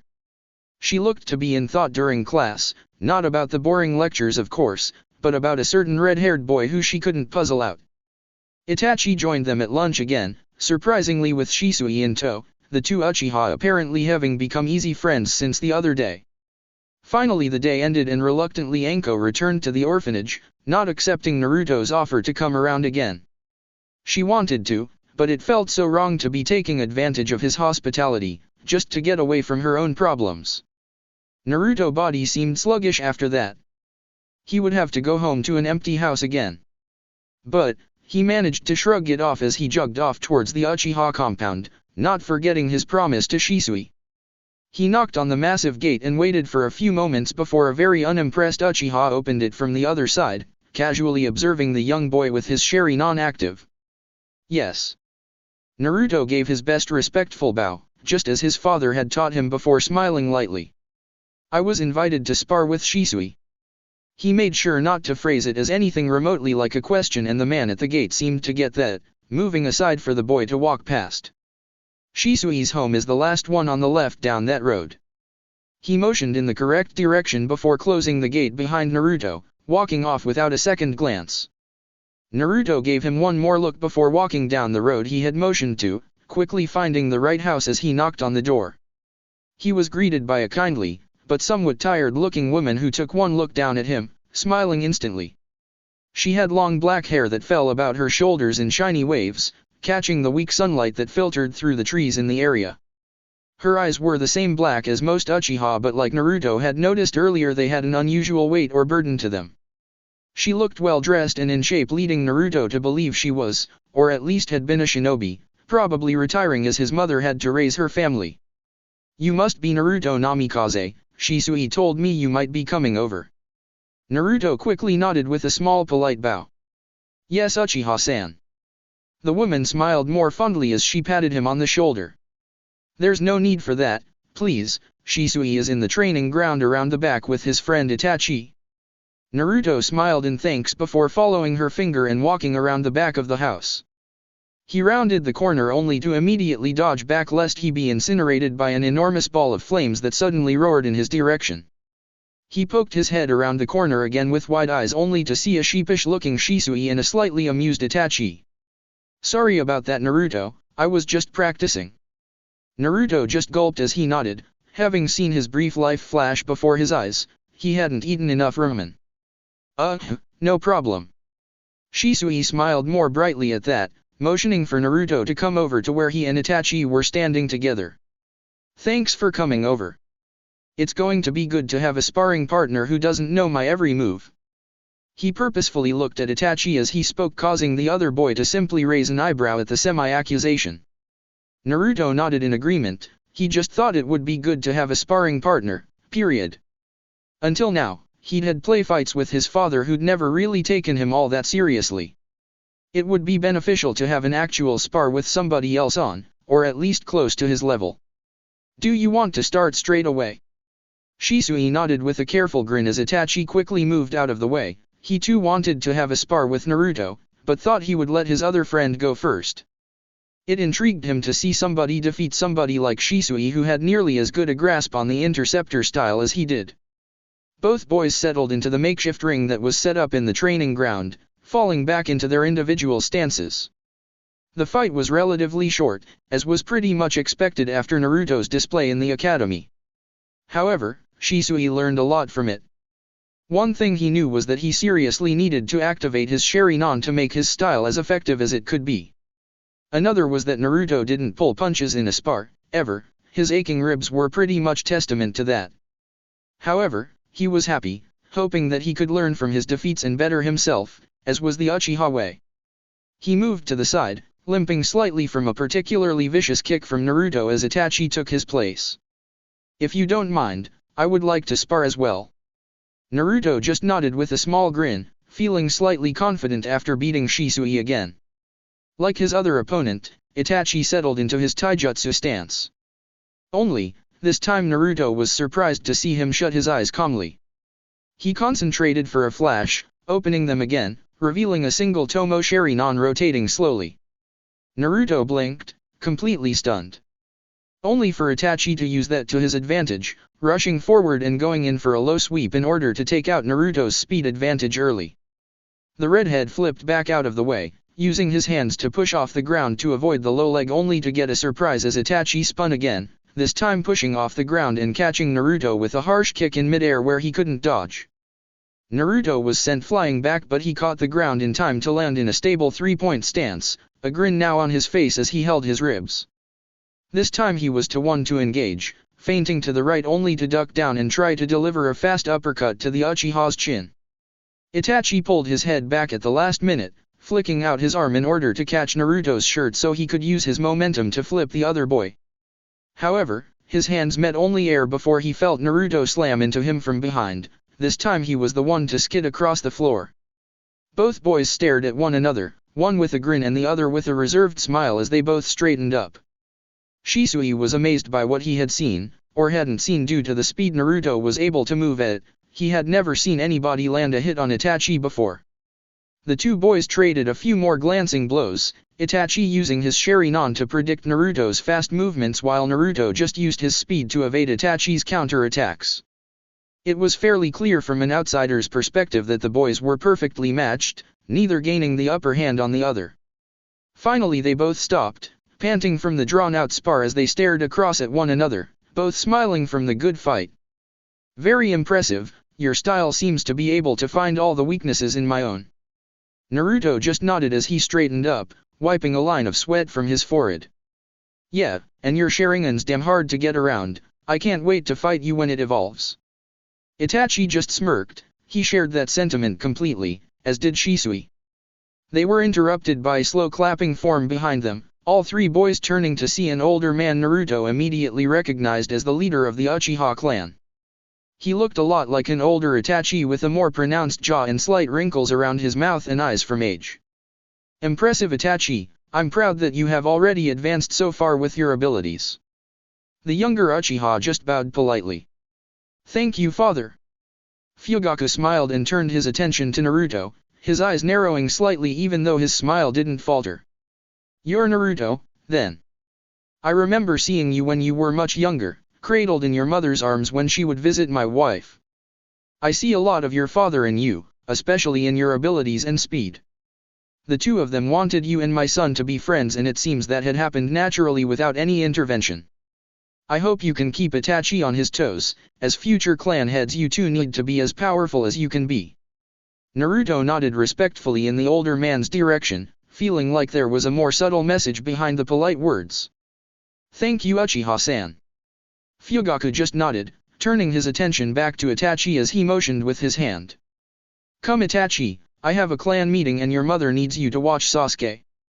Itachi nodded respectfully towards his father, smiling to Naruto and Shisui before following the man out. When the two boys were just alone, Naruto heard Shisui let out a deep breath he had been holding. "Geez, that guy always puts me on edge." Naruto chuckled as he turned back to who he was quickly understanding to be the lighter-hearted of his two new Uchiha friends. He seemed alright. Shisui just laughed as he walked back into the sparring ring. "Try saying that when the guy could have you banished from the clan with your Sharingan sealed." Naruto blinked, wondering why somebody would ever have to have that happen. "Come on, my side feels better now, maybe this time I might be able to land a hit on you." Naruto took one last look in the direction Fugaku and Itachi had walked before turning around with a small smile. "You can try." Chapter 4, New Goals. Naruto wasn't quite sure when exactly Anko moved into his house. It was really more of a gradual thing anyway. She would occasionally come over and stay the night to get away from the orphanage, even though Naruto never said she wasn't welcome.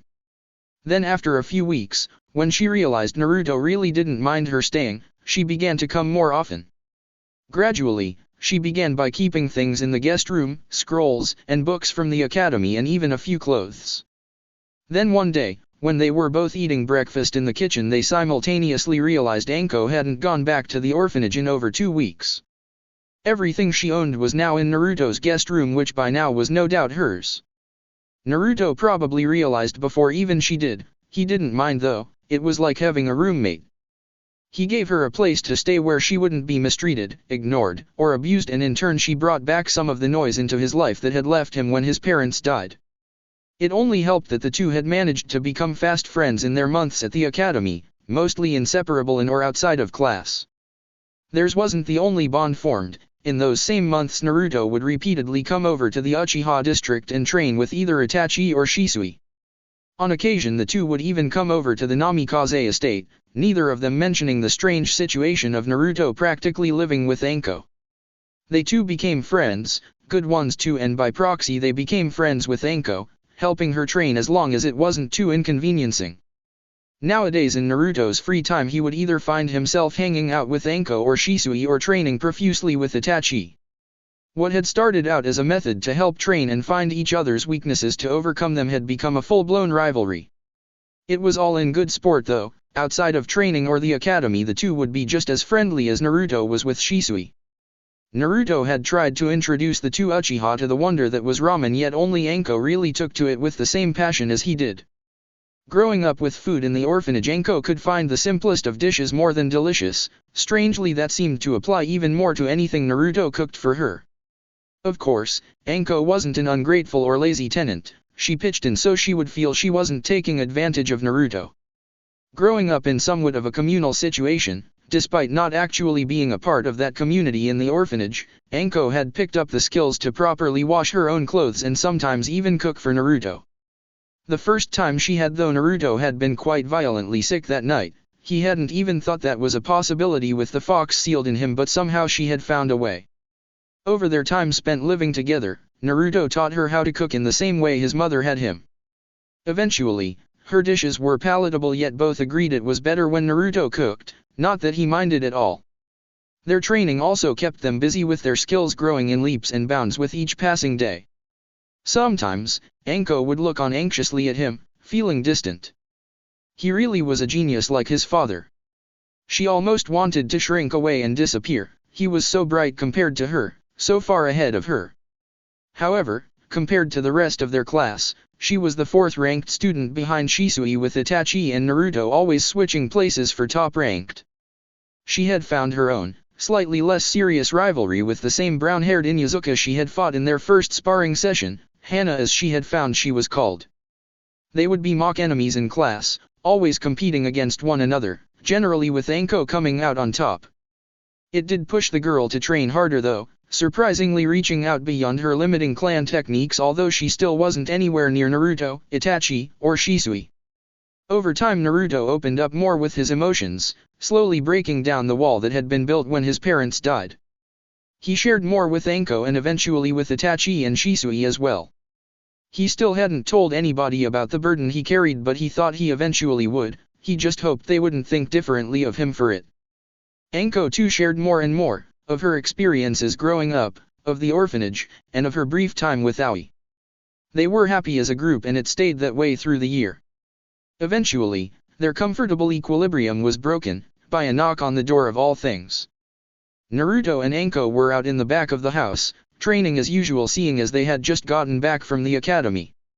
Naruto heard the door and held up a hand to stop, quickly jogging through the house to the front door. When he opened it he was surprised to see the Hokage standing there, smiling down at the young redhead. He hadn't seen Hiruzen since the memorial service almost 6 months earlier, or at least they hadn't spoken. "Hello Naruto, I thought I would come by, see how you were getting along," the Hokage said gently. Naruto smiled politely, stepping aside to allow the older man to enter, which he did. Hiruzen smiled as he gazed around the house, having visited more than a few times before and after Naruto's birth. He noted happily that it was well kept, even if a few articles of clothing were strewn across furniture now and again. He just didn't know those weren't Naruto's. It at least told him the boy hadn't gone into any kind of depression over his parents' deaths like he had feared. He was also happy to hear that Naruto was top of the class, even if he shared that space with the Uchiha clan heir, really to be expected though from Minato's son. That told him he hadn't neglected his training at all, even reports of him visiting the Uchiha compound and making friends. In all, Hiruzen was rather glad. He was very busy in the last few months dealing with the aftermath of the attack and didn't have time to visit Naruto, so it was heartwarming to see he was doing just fine. However, he didn't expect to walk into the house, only to see a young purple-haired girl walk in from the back door, looking at the Hokage first curiously then in surprise. Hiruzen raised an eyebrow at the scene, scanning the house again as he took note of all the slightly feminine clothing dotted around. He turned back around to Naruto, but the boy simply walked past him, smiling at Anko before moving into the kitchen to prepare some tea as his mother had taught him to do when entertaining guests. "Hello, Anko, is it?" The Hokage had made a note to know every face in his village. The young girl was no exception. Anko just nodded quickly and respectfully, some of Naruto's polite personality managing to rub off on her, slightly. "It's good to see you." Anko smiled a little nervously, never having spoken to the Hokage before, even when the fourth was still alive. "And you, Hokage-sama?" she said with awkward stiffness laden in her voice. Hiruzen just waved a hand, dismissing the formal suffix. After he had retired he had hoped to be rid of it, as well as a certain amount of paperwork. "Please child, no need for the pleasantries, I am no more important to this village than anybody else." Anko nodded slowly, obviously not believing the overtly humble statement but following him as they both walked into the kitchen anyway. Hiruzen was mildly surprised when he found Naruto already laying out 3 cups of steaming tea, smiling pleasantly at the Hokage and Anko. "Very kind of you, Naruto." The redhead simply nodded as he sat down at the table. "Might I ask why you're visiting Hokage-sama?" Hiruzen sighed, knowing it would be a losing battle to try and get Naruto to treat him with anything but the utmost politeness. His father was exactly the same, even when he had been Hokage himself. "I just thought I would come and see how you're getting along, with your studies, friends, and the like." As he said friends he made sure to glance in Anko's direction, watching the girl as she sipped her tea like it was the most normal situation in the world. Naruto just smiled as he settled back in his chair. His defenses really had come down with Anko's help. He was smiling a lot more now, not like he used to, but more. "Please Hokage-sama, you have records of all-out progress updated monthly. If you wanted to know you could simply flick through my file." The Hokage nodded with a smirk of his own, Naruto was sharp like his father but with just the hint of cheekiness he got from his mother. But it's nothing like hearing from the source. Naruto nodded with a smile, admitting that small fact. I guess. I have been keeping up with the training schedule my father had planned for me while also staying ahead of my studies. As you probably know, I'm top of the class along with my friend Itachi. The Hokage nodded, indeed knowing this beforehand, and he was curious about it. Tell me, how exactly did that happen? I knew your mother was very well acquainted with Mikoto Uchiha, but before you started at the academy I thought you had limited interaction with them at best. Naruto nodded. In fact, he had limited interaction with children his age period. He approached me at lunch on our second day, with a lunch prepared by his mother. We talked and became friends.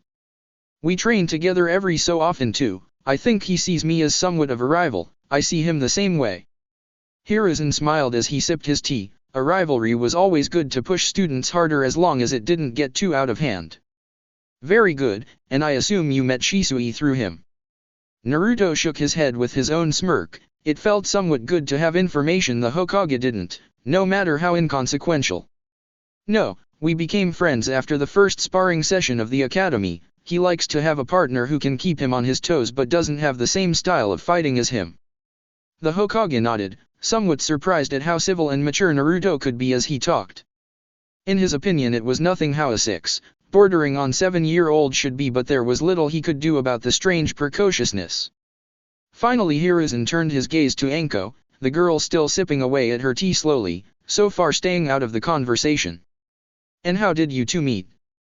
Naruto just chuckled as Anko smiled sweetly before she explained about her unconventional arrival to the academy on her first day and seeing Naruto climb up the building. If Hiruzen was surprised that Naruto was already proficient with the tree climbing exercise, he didn't show it. He might have though if he knew that wasn't the extent of Naruto's chakra control exercises. Hiruzen however seemed concerned with the living arrangements, and while understanding it made both their lives less lonely, he still had to be the adult in the situation. Naruto, as much as it pains me to say this after hearing just how friendly you two have become, Anko cannot continue to live with you. Both kids looked up at the man in shock and disbelief, Anko especially. She didn't want to leave. For the first time in her life since she was little she was happy, and it was mainly thanks to Naruto. The redhead was also distressed about this turn of events. What? Why? Hiruzen sighed. Arguments with children, especially those as stubborn and mature as Naruto, were always difficult. Naruto, she is in the legal care of the orphanage, that is her home. Anko huffed loudly at that, nearly dropping her teacup as she crossed her arms over her chest. That place will never be my home. Hiruzen sighed again, trying to get the right meaning across in his words that would get through to the two kids who had obviously grown very attached. While you may think that way, it is still the orphanage's obligation to care for you, and by living here you make that impossible for them. Anko still didn't look happy, in fact she only grew more irritated. So what? I've been living with Naruto for 3 months and the orphanage did nothing. They're probably glad I'm gone. Hiruzen frowned at that, however unnoticeably. He should have been contacted if a child had gone missing from the orphanage for that long. Also the fact that Naruto had not only cared for himself but another child as well wasn't exactly good news, even if it did show his maturity in a new light. Come on Hokage-sama. It's not like we're hurting anybody, if anything everybody is happier this way. This house is too big for just me anyway, and I don't mind having Anko live here. He shot an apologetic look at the girl before continuing, and from what Anko tells me her experience in the orphanage wasn't ideal. Here she feels safer, and with us training together she is improving at the academy as well. Hiruzen sighed. He argued with the same undeniable passion and logic as both his parents. It was like talking to Minato himself if he was shorter and a redhead. I can see the benefits, Naruto, but there is a reason there is protocol and systems in place. If Anko's experience was, as you say, less than ideal, there are people she is supposed to go to. He turned and addressed Anko directly. Not included in those people, despite how good they're to confide in, are your fellow academy students. Anko just seemed to shrink into her chair slightly under the Hokage's warm but undeniably powerful gaze. Naruto didn't really feel like giving up on this though, as his mother wouldn't. Well, isn't there some way she could come and live here properly then?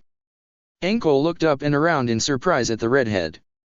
Before now, both had just sort of accepted their living situation without really discussing it. This was the first time either of them had openly admitted to wanting it like this, and it made her feel a little warmer inside to know somebody actually wanted her around. Hiruzen just sighed, putting a hand to his forehead in both exasperation and thought. Until Anko becomes a fully fledged adult or has a legal guardian, she is under the care of the system. Naruto narrowed his eyes at this, frustrated that the Hokage kept coming back to that same point. Then how can I be made her guardian? Hiruzen looked up from his palm, genuinely surprised Naruto was fighting so hard for this. He didn't know if it was genuine affection for Anko or just his inherited stubborn streak in his Uzumaki genes. You need to be an adult to be made somebody's guardian, Naruto. Naruto finally smiled in victory, even though Hiruzen had no idea what was going through the boy's mind. Then as soon as I become a shinobi I'm eligible, right? Hiruzen's eyebrows shot up in incredulity as he finally caught on to what Naruto was thinking. If I pass the genin exams this year, then I can legally be made Anko's guardian and she can stay with me.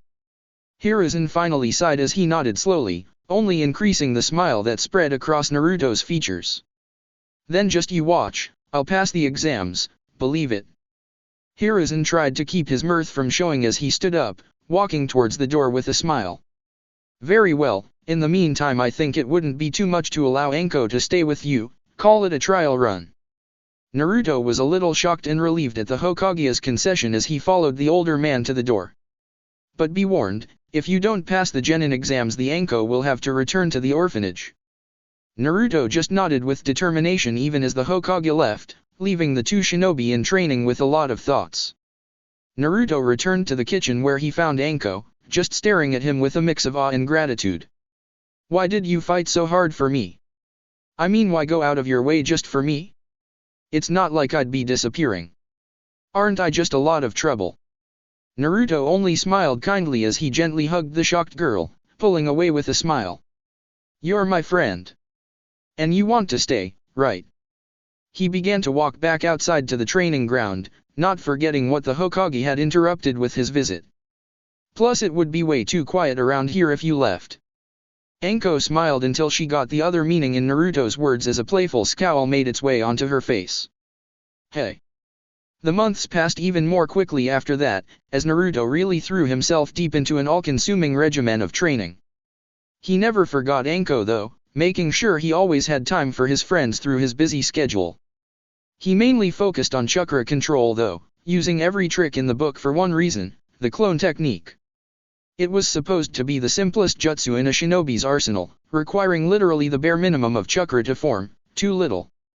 He found that with the fox widening his chakra pathways every day, control became more and more difficult. Eventually, he struggled to lower his output to the required levels and eventually it became impossible. He overloaded the clones he made and they came out sickly and useless. He just couldn't use that little chakra in his jutsu anymore, even with all the control exercises he went through. He sighed, knowing that all but the highest ranked genjutsu would also be out of the realm of his learning and without working his way from basics the A-ranked ones would be impossible. Surprisingly, it was Anko who finally gave him a solution, of sorts. She was watching him train, trying again and again at producing a healthy clone. She simply suggested that instead of using a small amount of chakra to produce one he should just mold a large amount of chakra and divide that to produce many clones at once. Naruto had stood stoically flabbergasted at the simplicity of the solution, asking if it was still Anko he was talking to. Of course, after earning himself a thrown rock to the head and a good laugh, Anko chased him around the training field. He put his hands into the correct sign, molded the smallest amount of chakra he could before dividing it into the required amount. Anko just watching in amazement as 20, perfectly healthy and identical clones sprouted out of clouds of smoke, as did Naruto. He jumped in victory, finally having mastered each of the basic 3 jutsu he needed to pass the genin exam. After that the rest of their academy year flew by and before any of them really realized it, it was already over. They all waited on the last day as the teacher ran through some boring speech about how proud he was and how they would go on to be the best class he had ever taught. Finally he asked if there were any students who thought they could take the genin test now. Surprisingly only 3 people raised their hands, Naruto, Itachi, and Shisui. Naruto turned, blinking in surprise as he looked at Anko, her arm not raised. She just smiled at him sadly, looking down at the desk as she fiddled with her hands. I never could quite get the henge down. I just don't think I'm ready yet. Naruto's eyes softened in understanding before hardening as the teacher asked them to come with him for their evaluation. He shot one last look at Anko as he joined Itachi and Shisui walking out of the room. She just gave him a thumbs up as he smirked, knowing that he had to do this. Anko waited behind after class, sitting on a swing somebody had hung on a tree in the school grounds. She saw Itachi, then Shisui both emerge from the building holding their headbands. They smiled at her and waved before running off to tell their parents, happily tying their bands around their foreheads. She waited a bit longer before Naruto emerged, his face a mask of neutrality. She jumped off the railing and ran over as soon as she saw him, covering the distance in a flash. So did you do it? She wasn't even sure why she doubted for a second as he smirked, a broad grin crossing his features as he pulled an arm from behind his back showing her his new forehead protector. Of course. Anko grinned as she hugged him in congratulations, pulling him away from the school which earned her a confused look. Come on, we need to celebrate, she said excitedly. Naruto just smiled again as he allowed the girl to pull him away, but not before he tied his headband around his arm. He felt as though he had achieved the first part of his goal to surpass his father and make his parents proud. Up on the roof of the academy, two figures watched all of this, one with a beaming grin, the other with a more calculative smirk. Interesting crop this year, huh? Orochimaru turned to his teammate with a vaguely amused expression. Are you saying that because of your godson? Jiraiya just smiled down at the scene of Anko pulling the slightly taller redhead away with her, a calm but happy smile on his features. How can I not be? Youngest to graduate the academy since the boy my student trained, Kakashi, even then it was only because of the war. Orochimaru just nodded along to his teammate, observing the young girl alongside the Namikaze. Yes, interesting crop, indeed. Naruto arrived at the training ground he had been designated nice and early the next day. He had found it quite amusing when he found out he couldn't get drunk. They had found out when Anko had decided to take full advantage of the fact that Naruto was legally an adult. Anko surprisingly had taken to drinking quite well. Naruto also didn't mind the flavor of sake, even if he couldn't experience the other effects. Anko on the other hand had no such luck, so he left her groaning in her bed, sleeping off the effects of her first drink. He greeted Itachi and Shisui pleasantly. They too had come early in order to meet their Jonin sensei. They were surprised then when a man suddenly melted out of the shadows of a nearby tree. He was roughly 30 years old with his dark hair tied back in a ponytail, his eyes had black markings around them making him look quite tired, and he had the slight hint of a beard on his chin. Other than that, he wore the standard Jonin outfit, if in slightly darker colors than usual, and bore the generally laid-back posture of most Nara clan members. Great, I finally take on a genin squad and they send me a bunch of kids, how bothersome. He didn't pay attention to the tick mark that suddenly appeared over Naruto's head and the generally annoyed expression on Shisui's face. Itachi managed to stay quite calm as usual, although inside he was slightly offended by the insinuation. I'm Ensui Nara, your Jonin instructor if you pass my test. Naruto was a little surprised there was another test, but he said nothing, allowing the Nara to explain. You're here because you managed to pass what you thought was the genin exam, but I can send you straight back to the academy if I believe you don't have what it takes to be on a squad. It's all really quite bothersome, but I'm overdue to have a team and you three are what I was left with.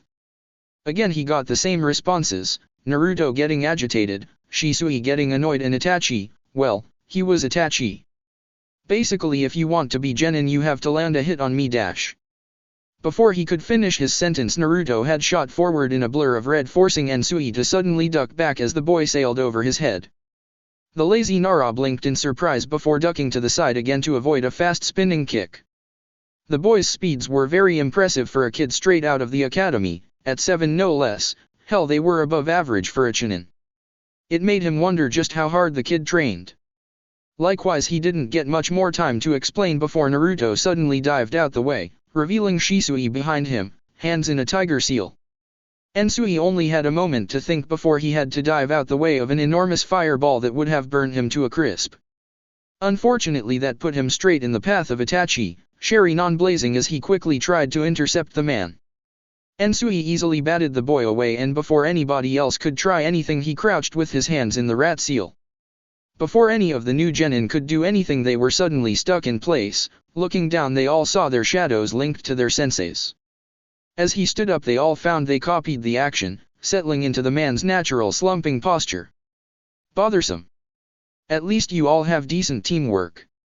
However, like I was saying, you need to land a hit on me.